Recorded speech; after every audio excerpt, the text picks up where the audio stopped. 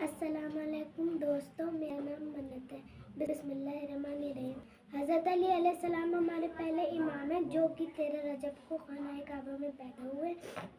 جب ان کی والدہ کا نام فاطمہ بنت اسد ہے اور ان کے والد کا نام حضرت ابو طالب علیہ السلام ہے۔ جب رسول خدا نے فرمایا کہ جس کا میں مولا ہوں اس کے یہ علی بھی مولا ہے، اس حدیث کی تصدیق اس واقعے سے ہی ہو جاتی ہے کہ جب رسول خدا حج کر کے واپس آ رہے تھے تب اللہ کے حکم سے جبرائیل امین حاضر ہوئے اور کہا، اے رسول، جس کام کا حکم آپ کو اللہ نے دیا تھا اس کا وقت آ چکا ہے۔ آپ نے سب کو رکنے کا حکم دیا، جو آگے بڑھ گئے تھے انہیں پیچھے بلایا گیا اور جو پیچھے رہ گئے تھے ان کا انتظار کیا گیا۔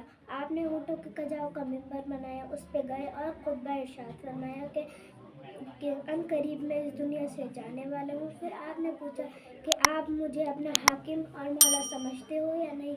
سب نے ایک ساتھ کہا، جی ہاں مولا، جی ہاں مولا۔ پھر آپ نے حضرت علی علیہ السلام کو اپنے ہاتھوں پر اٹھا لیا اور اتنا اٹھایا کہ آپ خود پیچھے چھپ گئے۔